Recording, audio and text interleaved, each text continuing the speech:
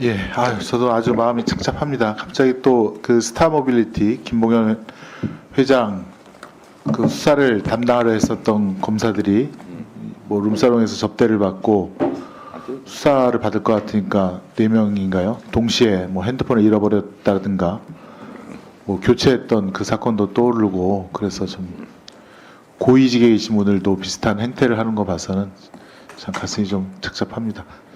핸드폰이 수사 대상이 될 수도 있지만 또 본인을 지켜줄 수 있는 근거 자료도 되기 때문에 교체는 했다 하더라도 버리지는 않기를 뭐 법조인의 한 사람으로서 그렇게 한번 권유는 드리겠습니다. 지금 이제 저희가 현안 질의를 오늘도 하고 있는데요. 국민들께서는 굉장히 지금 이 사태가 어떻게 진행이 되고 있는지 궁금해하시고 그래서 다시 일상으로 돌아가기를 간절히 원하는데 그런 신호를 공직에 계신 분들이 또 담당하시는 분들이 국민께 소상히 알려서 다시 일상으로 돌아가는데 믿음을 갖고 판단할 수 있는 그런 모습을 보여달라고 요청을 하고 계십니다. 그러려면 이 도대체 12월 3일 그날의 밤 그리고 그 전에 예비 음모 단계 또 이 1차 계엄이 비상계엄이 실패가 됐을 때 그 후에 또 다른 시도가 있었는지 등 전모를 알기를 원하시고요. 두 번째는 당연히 그런 전모가 밝혀지면 상응하는 처벌이 자연스럽게 정의롭게 이루어지는지에 대한 관심도 있으실 거고 그다음에 세 번째는 이러한 일이 다시는 일어나지 않도록 어떻게 21세기 세계 10대 강국 대한민국에 이런 비상계엄이 갑자기 야밤에 선포되어서 이런 일이 일어날 줄 누가 예측이나 했겠습니까?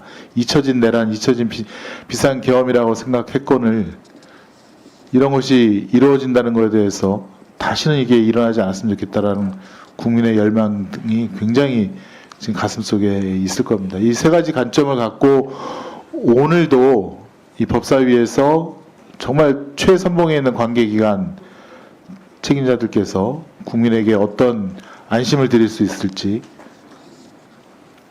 그에 대해서 좀 나오신 분들도 정말 고민을 하시기를 바랍니다.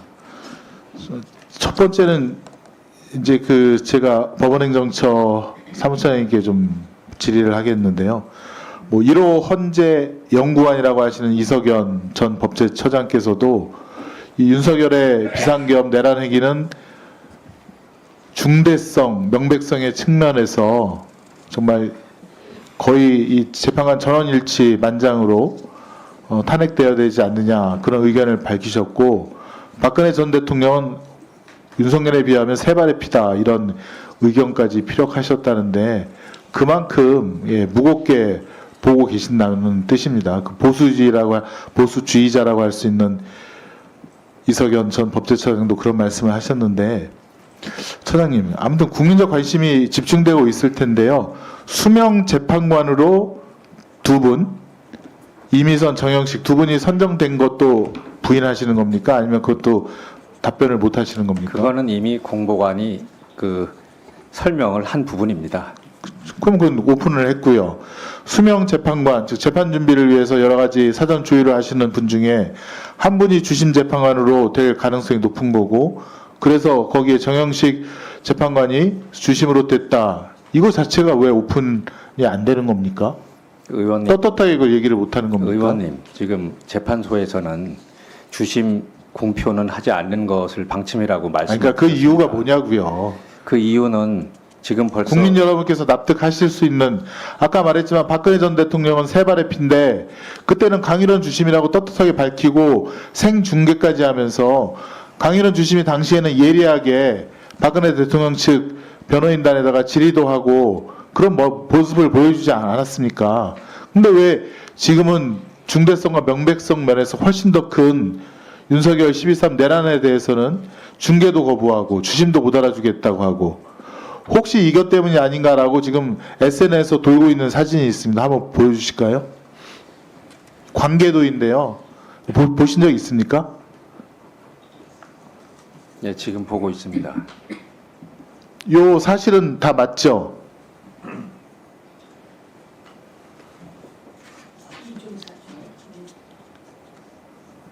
그거 모르십니까?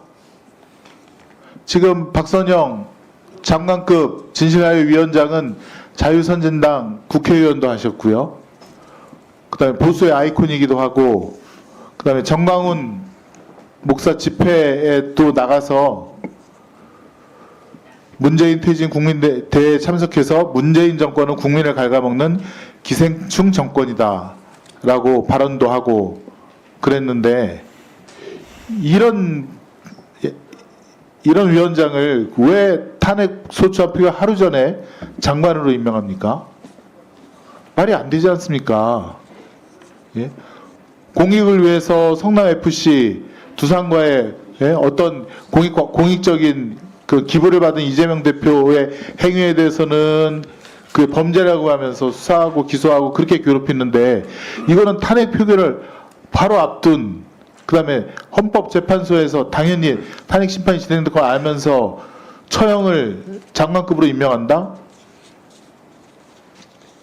그러면 그 대상자가 되는, 로비의 대상자가 어떻게 보면 되는 후보, 저희 재판관께서는 주심 자리에서는 스스로 물러나심이 국민적 의혹을 해소하는 데도 필요하지 않겠습니까? 그리고 여기 민일령 전 대법관님도 계시지만, 한명수 전 총리 사건 정영식 재판관이 1심에서 29번 공판 절차 진행한 거, 항소심에서 3번 정도 증인신문 한 다음에 무죄를 유죄로 뒤엎고 징역 2년을 선고했습니다. 그게 대법원으로 올라갔는데, 민일령 대법관이 그때 유죄 취지에 의견을 낸 대법관 중에 한 분이라는 거 아닙니까? 가족 카르텔 같잖아요. 이런 오해를 받는 분이 왜 주심의 자리에 있습니까? 그건 본인이 사양을 해야 될 것 같습니다. 그렇지 않습니까? 그 부분에 대해서는 제가 답변 드릴 수 없습니다. 저희가 지금 옆에 법원 행정처장님도 계시지만, 헌재도 재판관을 처장으로 해서 나오셔서 좀 책임 있는 답변을 해야 되지 않는가, 그런 지금 생각도 하고 있습니다. 사무처장님은 재판관을 안 하니까 지금 와서 나는 모르겠다, 재판부에서 알아서 한 것이다라고 하는데, 책임 있는 헌법재판관이 사무처장이 되었고, 헌법재판에 대해서는 국민한테 솔직하게 무게 책임감 있게 답변하는 그런 것도 좀 생각을 해보겠습니다. 너무 무책임하다고 생각합니다. 이상입니다. 네, 저도 짧게 질문하겠습니다.